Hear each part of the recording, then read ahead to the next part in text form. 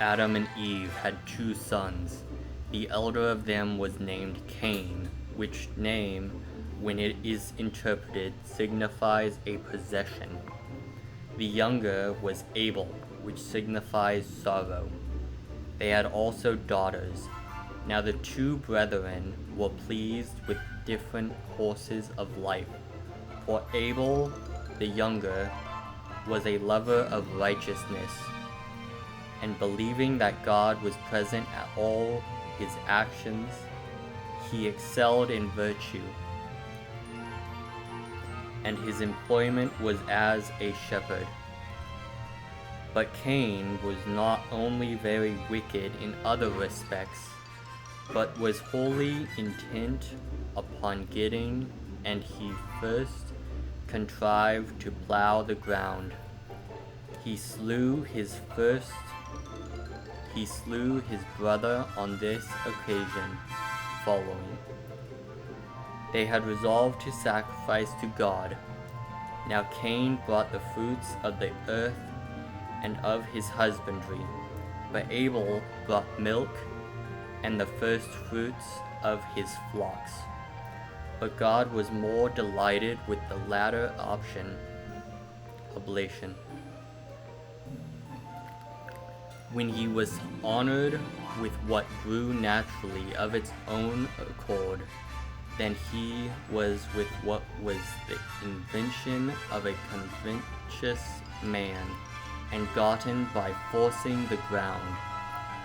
Whence it was that Cain was very angry, and Abel was preferred by God before him, and he slew his brother, and hid his body, thinking to escape discovery.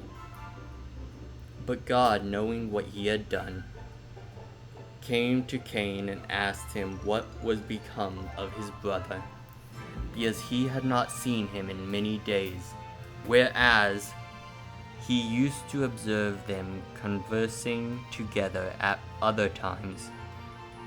But Cain was in doubt with himself, and knew not what answer to give to God.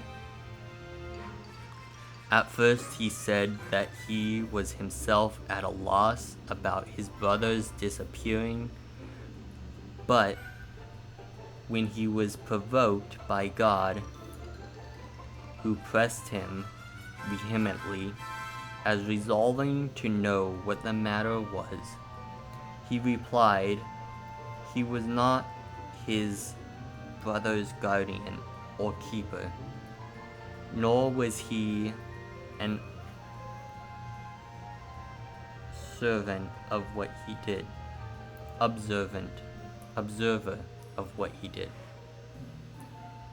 But in return, God convicted Cain as having been the murderer of his brother, and said, I wonder at thee that thou knowest not what is become of a man whom thou thyself hast destroyed.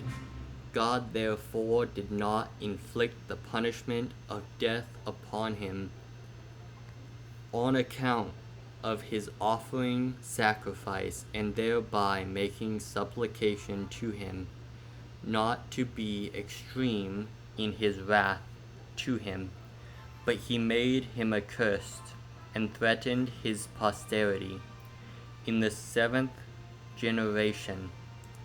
He also cast him together with his wife out of the land, and when he was afraid that in wandering about he should fall among wild beasts, and by that means perish, God bid him not to entertain such a melancholy suspicion, and to go over all the earth without fear of what mischief he might suffer from wild beasts.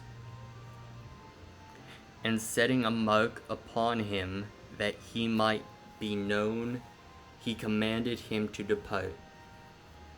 And when Cain had traveled over many countries, he with his wife built a city named Nod, which is a place so called, and there he settled his abode, where also he had children. However, he did not accept of his punishment in order to amendment, but to increase his wickedness, for he only aimed to procure everything that was for his own bodily pleasure. Through it obliged him to be injurious to his neighbors. He augmented his household substance with much wealth. By rapine and violence he excited his acquaintances to procure pleasures and spoils by robbery, and became a great leader of men into wicked courses. He also introduced a change in that way of simplicity wherein men lived before, and was the author of measures and of weights. And whereas they lived innocently and generously, while they knew nothing of such arts, he changed the world into cunning craftiness. He first of all set boundaries about lands. He built a city and fortified it with walls. And he compelled his wife, his family, to come together to it, and called that city Enoch, after the name of his eldest son Enoch. Now Jared was the son of Enoch, whose son was Melelel, whose son was Methuselah, whose son was Lamech, who had 77 children by 2 wives, Selah and Ada. Of those children by Ada, one was Jabal. He erected tents and loved the life of a shepherd. But Jubal, who was born of the same mother with him, exercised himself in music, and invented the psaltery and the harp. But Tubal, one of his children by the other wife, exceeded all men in strength, and was very expert and famous in martial performances. He procured what tended to the pleasures of the body by that method, and first of all invented the part of making brass. Lamech was also the father of a daughter whose name was Nahama, and because he was so skillful in matters of divine revelation that he knew he was to be punished for Cain's murder of his brother, he made that known to his wives.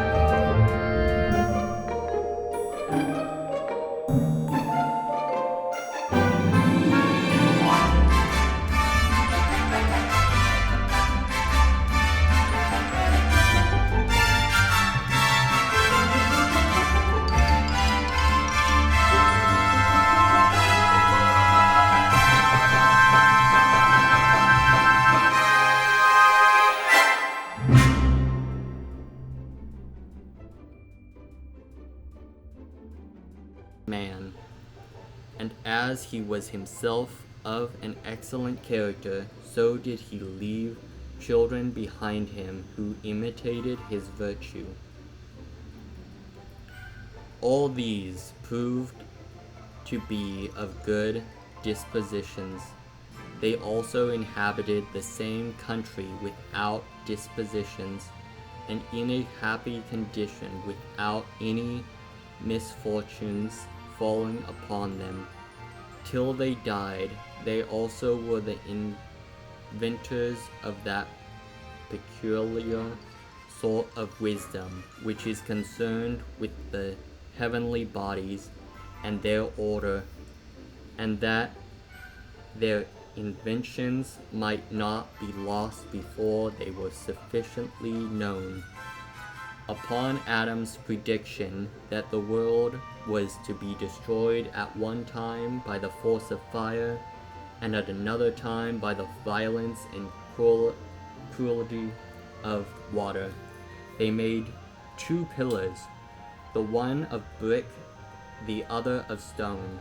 They inscribed their discoveries on them both, that in case the pillar of brick should be destroyed by the flood, the pillar of stone might remain and exhibit those discoveries to mankind, and also inform them that there was another pillar of brick erected by them. Now this remains in the land of Sarad to this day.